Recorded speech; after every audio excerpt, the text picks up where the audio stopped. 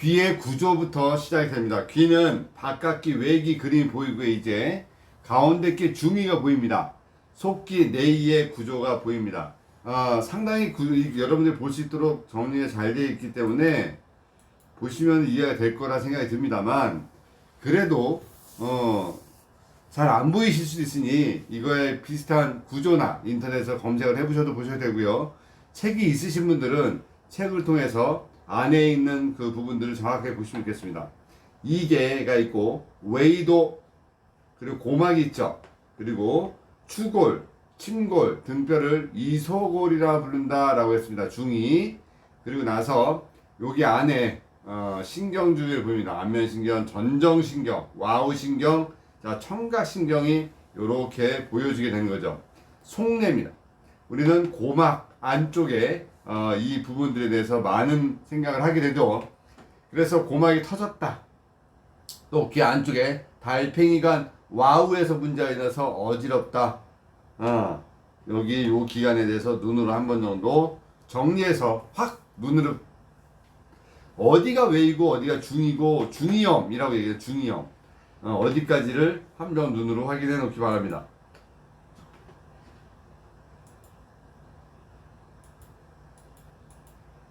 자, 설명.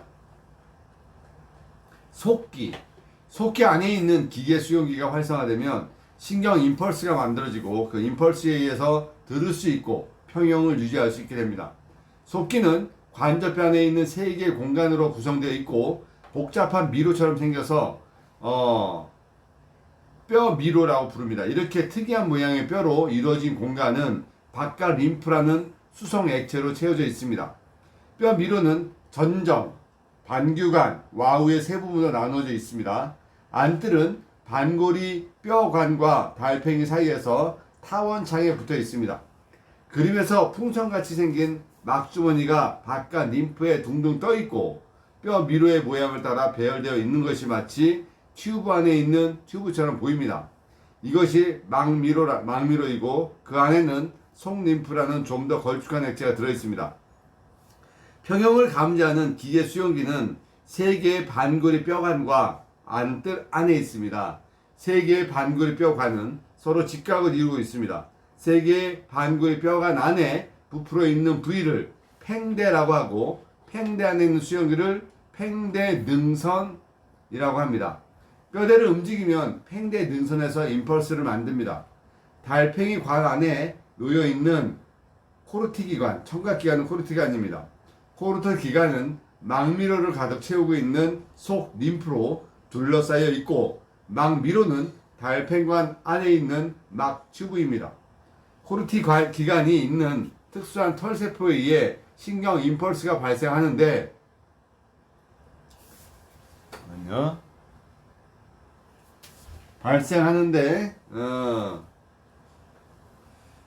음파에 의해 속 림프가 움직이면 털세포가 굽혀지면서 신경 임펄스가 만들어지는 것입니다. 뼈 미로는 속기 전체의 딱딱한 바깥 벽이고 반구리 뼈관, 안뜰, 달팽이가 포함됩니다. 뼈 미로 안쪽은 자주색이고 막미로는 바깥 림프로 둘러싸여 있습니다. 속 림프액으로 채워져 있고 안뜰 안에 있는 팽대 각각에는 팽대 능선이 있습니다. 팽대 능선에서 머리의 위치 변화를 감지하게 됩니다. 감각 임펄스는 안뜰 신경을 통해서 뇌로 보냅니다. 코르티 기관 안에 있는 털 세포들이 소리를 감지해서 그 정보를 달팽이 신경을 통해서 보냅니다. 알뜰 신경과 달팽이 신경이 합쳐져서 속귀 신경을 이루게 되는 겁니다. 이렇게 정리하고 속귀의 구조 봅니다. 반구리관, 반규관, 전정, 그리고 안쪽에 보여줘서 달팽이 모양처럼 생겼죠? 와우, 이런 기관들이 보이게 됩니다. 네. 이제 이런 것도 우리가 알아야 됩니까? 라고 누가 얘기를 물어봐요, 저한테. 그럼 저는요, 알고 있는 것이 우리가 사는 데는 크게 지장은 없고 또 큰 덕도 없을지 모르지만 사람의 몸을 만지는 직업군이기 때문에 어디 페이지에 어느 책에 그 기간이 있고 누가 물어봤을 때 즉석 답을 못해요. 저도 완벽하게 모릅니다. 이 부분은. 그러나 어느 책을 어떻게 들쳤을 때 그게 보인다고까지 설명할 수 있지 않을까라는 생각이 듭니다. 저도 정리를 하고 이거는 제가 발견한 게 아닙니다. 세상에 모두 나와 있는 임상적인 책들을 보고 정리한 거일 뿐이죠. 이걸 제가 발명하거나 만든 건 아니라는 거죠. 그래서 내가 완벽하게 아는 부분이 있고 어느 정도 정리되는 부분이 있듯이 여러분들도 내가 알고 있는 부분에 하나 얹을 수 있는 부분까지는 아는 게 중요한 거죠. 어디 책을 보면 그게 있어까지는 공부하시면 됩니다. 속기 신경, 다리 내와 숨내의 경계선 부위에 얼굴 신경 가쪽에서 뇌로부터 나와 얼굴 신경과 함께 속기 구멍을 통해 속기 길로 들어갑니다. 속기 길 바닥에서 청각에 관여하는 달팽이 와우 신경과 평형 감각을 관장하는 알뜰 신경으로 안뜰 전정 신경으로 구분이 됩니다. 달팽이 신경은 달팽이의 나선기관에 연결되고 안뜰 신경은 반구리뼈 관에 있는 평형판 팽대 능선에 연결됩니다. 음파가 고막을 두드리면 진동이 발생합니다. 이 진동은 안뜰창을 진동시키고 그 진동이 달팽이의 뼈 미로 안에 있는 바깥 림프를 움직이게 합니다. 그러면 달팽이의 막미로 안에 있는 속 림프가 움직입니다. 이 움직임은 코르티 기관 위에 있는 털 세포를 자극을 해서 신경 임펄스를 발생시킵니다. 이 신경 임펄스는 속기 신경의 일부인 달팽이 신경을 따라 이동을 하게 되고 최종적으로 신경 임펄스가 대뇌의 청각 겉질에 도달해서 소리로 해석이 되는 거죠. 그림을 보게 됩니다. 깔끔하게 나와 있는 그림이니 여러분들이 다시 한번 보시기 바랍니다. 또 한번 깔끔한 그림 보시기 바랍니다. 코의 구조와 기능에 대해서 또 설명합니다. 이제 또 코도 알아야 되냐고 또 묻습니다. 묻지 마십시오. 왜냐면 하는 건 알아야 되는 거니까 하는 거니까 내가 저기까지 알려고 한다는 말은 하지 않으시는 게 좋을 것 같습니다. 자, 냄새 수용기. 후각을 담당하는 화학 수용기는 코 안에 윗부분에 있는 표피 조직의 작은 영역에 있습니다. 후각 수용기는 약간 감춰져 있기 때문에 미세한 향을 맡으면서 숨을 들이마셔서 공기를 강제로 들여보내야 합니다. 후각 세포에 있는 수많은 특수한 섬모들은 서로 다른 화학 물질을 감지하고 신경 임펄스를 발생시켜서 세포가 반응하게 만듭니다. 후각 세포가 화학 물질을 감지하려면 코 안에 속벽을 이루는 수성 점액에 화학 물질이 녹아 있어야 합니다. 후각 수용기는 매우 민감해서 아주 가벼운 향에도 재빨리 반응을 하죠. 그러나 시간이 조금만 지나도 곧 피로해져서 반응할 수 있는 능력을 잃게 됩니다. 수용기의 민감도가 줄어드는 것을 수능이라고 하는데 이 때문에 처음에는 냄새가 진하지만 시간이 지나면 냄새를 맡을 수가 없습니다. 향기가 있는 화학 물질이 후각 세포를 자극해서 생긴 임펄스는 후각 망울 또 후각로에 있는 후각 신경을 따라서 이동하다가 시상 하부로 들어갑니다. 그러면 시상 하부에서 뇌의 겉질에 있는 후각 중추로 중계를 하고 신경 임펄스는 후각 중추에서 냄새로 해석이 됩니다. 후각 신경 임펄스가 지나가는 통로는 후각 임펄스를 해석하는 부위는 기억과 정서에 중요한 뇌의 가장자리 구역에 깊은 연관이 있습니다. 따라서 특별한 냄새나 향에 대한 기억을 오랫동안 생생하게 간직할 수 있는 것입니다. 할머니가 부엌에서 빵이나 과자를 구울 때 나는 기분 좋은 냄새는 어렸을 적 기억의 일부로 평생 동안 잊지 못하는 그런 거 되는 거죠. 후각 구조체 그림 보시게 됩니다. 자, 이렇게 입으로 들어가서 또 코로 들어갔다가 이렇게 되는 그림들을 보시기 바랍니다. 그림이 많으면 여러분들이 좋아합니다. 그죠? 위에 했던 겁니다. 다시 후각 신경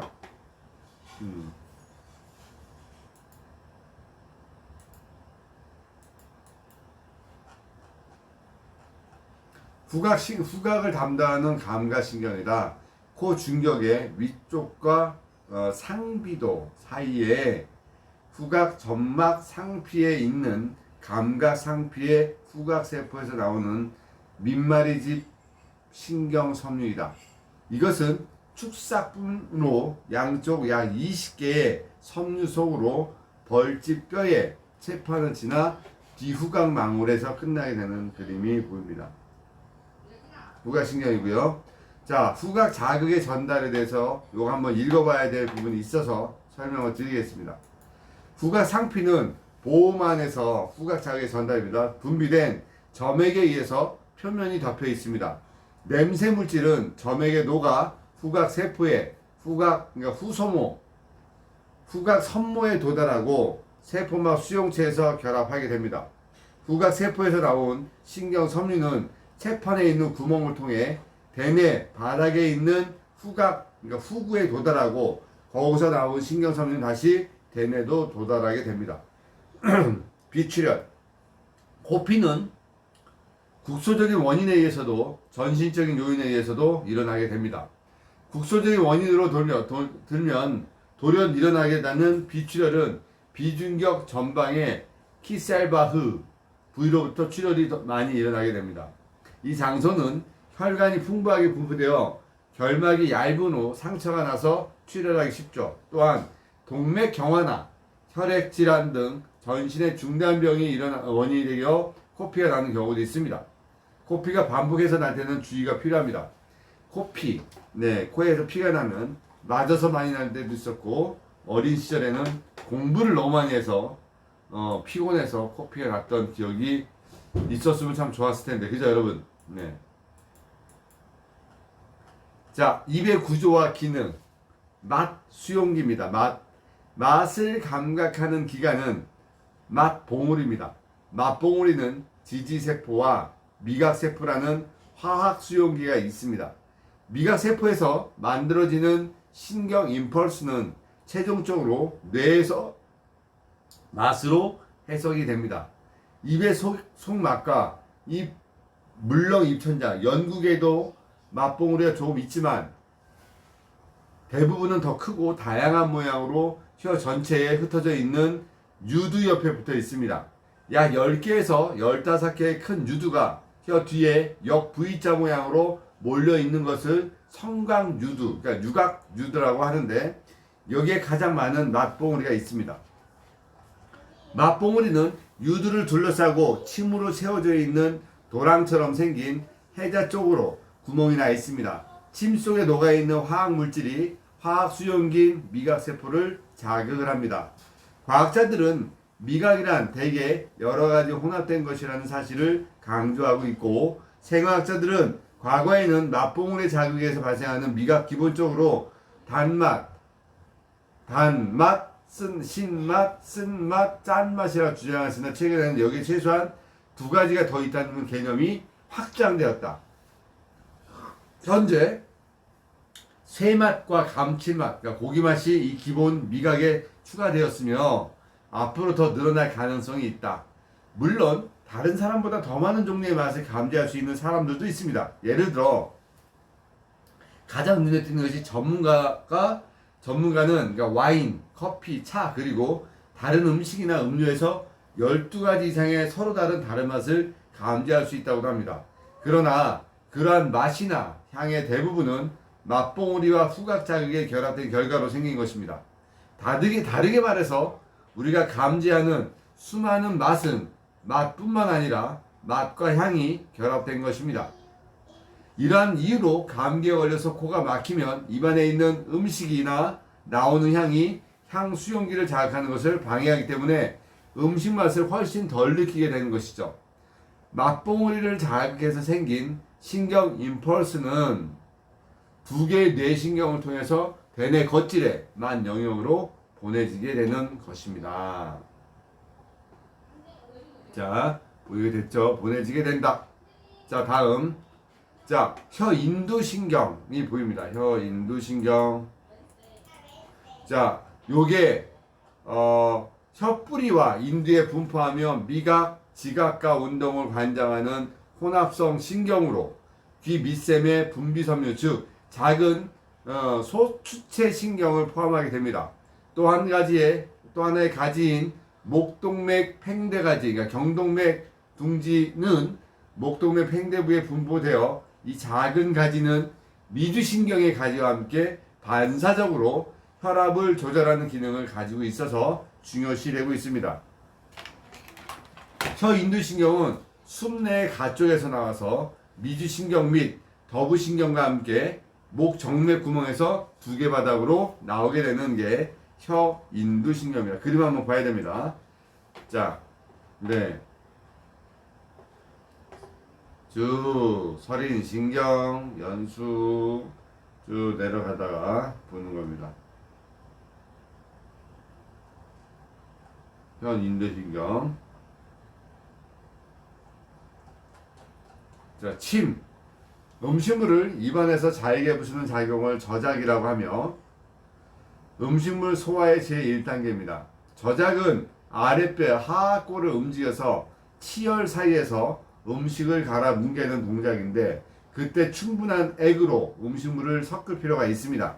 그렇게 하기 위해서는 세 종류의 대타액성이 구강에 갖춰져 있어서 대량의 타액을 분비하고 있는데 이 밖에 작은 침산 타액선에 혀의 표면이나 구강의 점막에 산재되어 있고 이하선은 침은 끈적이지 않는 장액성, 혀 및 설하선은 침은 끈끈한 점액성, 혀 밑샘의 침은 그 중간이게 되죠.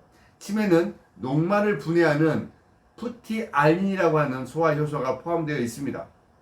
침을 더해가면서 잘 씹어야 음식물의 맛을 끌어내어서 미각을 자극할 수 있고 침은 하루 중 약 1리터 정도가 분비가 됩니다.